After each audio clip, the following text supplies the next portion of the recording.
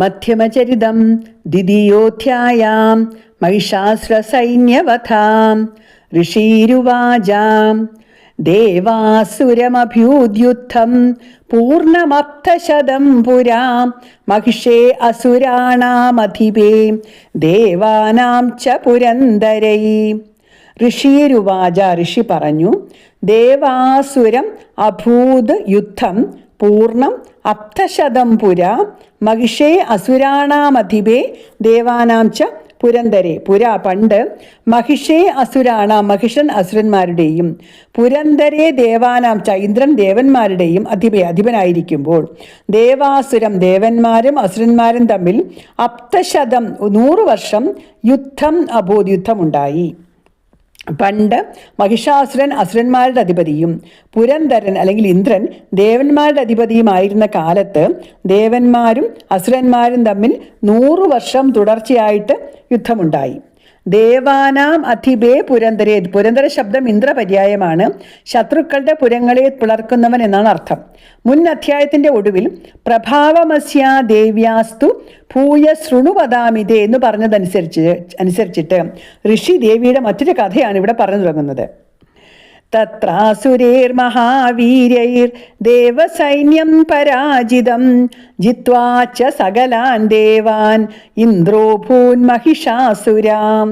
തത്രാസുരൈർ മഹാവീര്യൈർ ദേവസൈന്യം പരാജിതം ജിത്വാ ച സകലാൻ ദേവാൻ ഇന്ദ്രോ അഭൂത് മഹിഷാസുരാം. തത്ര അവിടെ മഹാവീര്യേ അസുരേ മഹാവീരന്മാരായ അസുരന്മാരാൽ ദേവസൈന്യം ദേവന്മാരുടെ സൈന്യം പരാജിതം തോൽപ്പിക്കപ്പെട്ടു. മഹിഷാസുരൻ സകലാൻ ദേവാൻ എല്ലാ ദേവന്മാരെയും ജിത്വ ജയിച്ചിട്ട് ഇന്ദ്രാ അഭൂച്ച ഇന്ദ്രനായി ഭവിക്കുകയും ചെയ്തു. അവിടെ അല്ലെങ്കിൽ ആ യുദ്ധത്തിൽ മഹാവീരന്മാരായ അസുരന്മാരാൽ ദേവസൈന്യം തോൽപ്പിക്കപ്പെട്ടു. എല്ലാ ദേവന്മാരെയും ജയിച്ച് മഹിഷാസുരൻ ഇന്ദ്രനായി തീർന്നു. തദപരാജിതാ ദേവാം പത്മയോനിം പ്രജാപതിം പുരസ്കൃത്യാഗതാ തത്ര യത്രേഷ ഗരുഡധ്വജൗ. തദപരാജിതാ ദേവ പത്മയോനിം പ്രജാപതിം പുരസ്കൃത്യാഗതാ തത്ര യത്രേഷ ഗരുഡധ്വജൗ. തദാനന്തരം പരാജിത തോൽപ്പിക്കപ്പെട്ടവരായ ദേവന്മാർ പത്മയോനിം പ്രജാപതിം പുരസ്കൃത്യ പത്മസംഭവനായ ബ്രഹ്മാവിനെ മുൻനിർത്തി എവിടെ ഈശ ഗരുഡധ്വജ ശിവനും വിഷ്ണുവും ഉണ്ടായിരുന്നുവോ തത്ര അവിടേക്ക് ഗദ ചെന്നവരായി. പിന്നീട് തോൽവിയടഞ്ഞ ദേവന്മാർ ബ്രഹ്മാവിനെ മുൻപിലാക്കി ശിവനും വിഷ്ണുവുമുള്ള ഇടത്തേക്ക് ചെന്നു. ദേവാസുരന്മാരും മനുഷ്യരും എല്ലാം ബ്രഹ്മാവിൻ്റെ സൃഷ്ടികളായതുകൊണ്ടും മഹിഷന്റെ ശക്തി ബ്രഹ്മാവിൻ്റെ വരം കൊണ്ടുണ്ടായതുകൊണ്ടും ബ്രഹ്മാവിനെ മുൻപിലാക്കി ദേവന്മാർ ഈശനെയും ഗരുഡധ്വജനെയും പ്രാപിച്ചു. യഥാവൃത്തം തയോ തദ്വൻ മഹിഷാസുരചേഷ്ടിതം ത്രിദശാ കഥയാമാസുർ ദേവാഭിഭവ വിസ്തരം.